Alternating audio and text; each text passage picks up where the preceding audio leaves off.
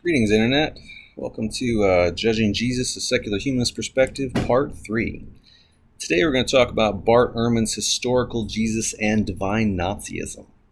New Testament scholar Bart Ehrman is generally regarded as a respected educator and popularizer of mainstream secular scholarship on the topic of early Christianity.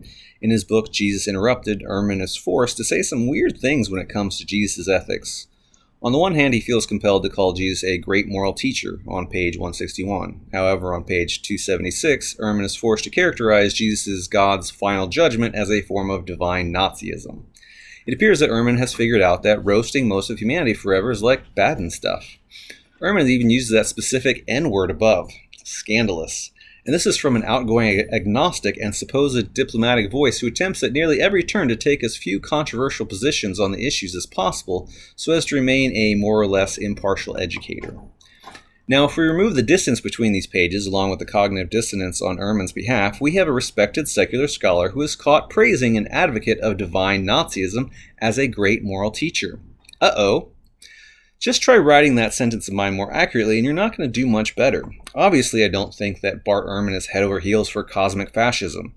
He clearly condemns it, but Ehrman's book, while filled with helpful material on the given topic that I would greatly recommend otherwise, represents an interesting and pertinent snapshot of the bizarre way that even secular people tend to mischaracterize the ethics of Jesus. Jesus gets a free pass despite pervasively advocating absolutely horrible things. Someone may object that Ehrman specifically enumerates Jesus' sense of self-sacrificial love as admirable and inspiring to even secular mindsets. Yet this is incredibly superficial. Jesus is in no morally reluctant terms advocating human sacrifice to appease the superstitious moral sensibilities of what we should consider an ancient barbaric deity. What are the odds Bart Ehrman disagrees with that? The element of self-sacrifice is a practically meaningless cherry on top of a horrifically evil cupcake. Any hint of human sacrifice and the murder of innocent people so that a bloodthirsty God may feel more inclined towards mercy is absolutely abhorrent. Why is it at all part of some loving picture of a supposedly good God's wholesome relationship with humanity? And that evil cupcake has since been swallowed into a larger Christian cultural cake with "Jesus saved us" written in frosting, obscuring everything baked in below. Stop being superficial and be careful what you eat. I'm well aware that the element of self-sacrifice has attained its own independent rank and status in popular religious culture, and so many minds are set on the idea completely divorced from its original abhorrent context.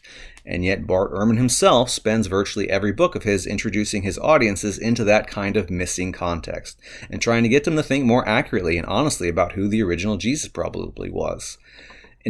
Inexplicably for Ehrman, the dissonance remains, and Golden Boy Jesus gets a huge free pass yet again. And this isn't some petty technical detail. Real people in the real world have the horrors of hell dropped on them as adults and children through the moral authority of Jesus, that supposedly great moral teacher. The divine Nazism of Jesus is alive and well in today's society, and it is immoral to give Jesus public props as a result without huge caveats. Don't give it any more cultural power than it unfortunately already has.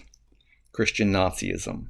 It is quite awkward that this makes some of the nicest people around who actively subscribe to these traditional Christian beliefs the moral equivalent of Nazis.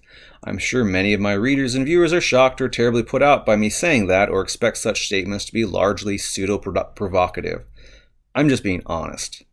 If the reader is willing to set their initial and understandable disdain aside for a sufficient moment, I think you will be hard-pressed to come up with a meaningful moral difference if you actually think it through. And I will walk you through it. What would you think of actual Nazis who were commanded to be kind to everyone in the meantime, but still believe that the ghost of Hitler will rise again to torture and exterminate everyone on the planet who doesn't 100% subscribe to the views found in Mein Kampf? And that Hitler is recorded to have spoken of the Second Coming often in his limited writings and speeches ever published. Well, unfortunately, that's the unfettered moral equivalent of your typical Christian conservative family living in the US right now. It being fictional from an outsider perspective means we don't actually have to be murdered by the ghost of Hitler, which is definitely a perk, but what an immoral horror story to believe in. It is incredibly disturbing to have Christian friends and family members actively hold and defend these views to one's face. The beliefs are immoral and fake, but they are also a severe degradation of the collective moral tapestry we all necessarily occupy as social beings. This is the weird situation we find ourselves in thanks to mainstream conservative Christian religion, not to mention the mainstream Muslim religion, who are ideological bed buddies on these issues.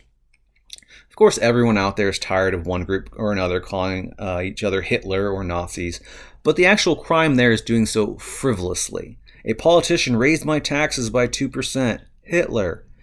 But before, Christians out there race to shoot the messenger rather than feel the honest impact of the point, consider that perhaps being on board with the eternal torture for most of humanity is the actual culprit in the crime scene of your hurt feelings.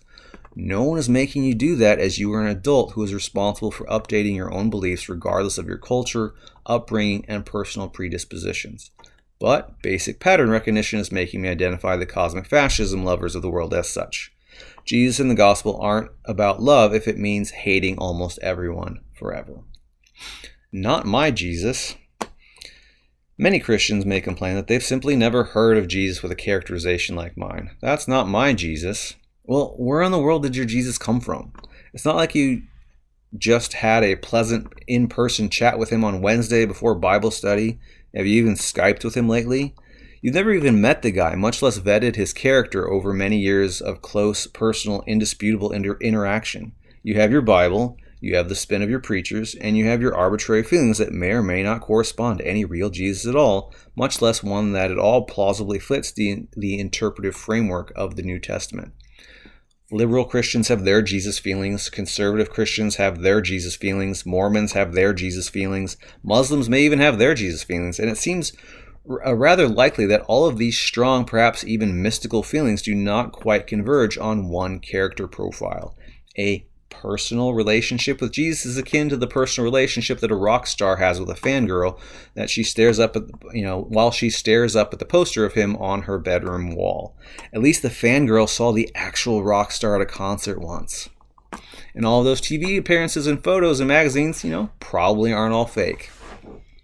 I'm going to present to you copious Jesus quotes from the New Testament and interpret those quotes largely in their own light. Is that where your Jesus comes from? Or is your Jesus in actuality, in practice, predominantly coming from somewhere else? Like what your preachers and religious culture generally throughout your life have arbitrarily chosen to focus on and emphasize. When a Muslim or Mormon complains that their Muhammad or Joseph Smith just seems to have nothing in common with a critic's description, whether that critic is a mainstream Christian, Muslim, or atheist, and they make absolutely no appeal to the evidence in any impartial terms, do you at all take them seriously? Or do you just roll your eyes because you know they are phoning it in thanks to the tidal wave of false confidence they've been saturated in their whole lives? Confidence begotten purely of their less than sufficiently critical emotional response to their arbitrary religious culture. Make sure that is not you. And at least, give it a try maybe. Wherever a conservative Christian reader's Jesus is from, it's probably not from the bare pages of the Gospels in the New Testament, even if they swear up and down that these are their authoritative texts. Because if they are, that reader really shouldn't be surprised by anything I have to say. The evidence will be doing most of the work, and we'll be judging Jesus how we judge anyone else fitting a similar description. Truth be told, there will be an uncomfortable number of Christians out there who will agree that I have described the horrors of Jesus accurately and say, so what?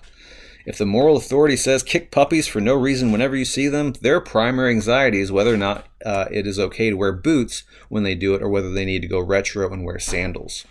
Thankfully, plenty of conservative Christians are just as horrified by these people as I am, but more often than not, the quote-unquote bad Christians are actually being sociopathically more honest about the texts. The main endeavor of this book is not technically that hard or complicated. When all of the unrelated hurdles are cleared away, the complicated part, the vast majority of this really is just basic reading comprehension. The fact that most readers don't want the end result to be what it is and have been dramatically encultured to obscure the issue is what makes it difficult. And we will stop there.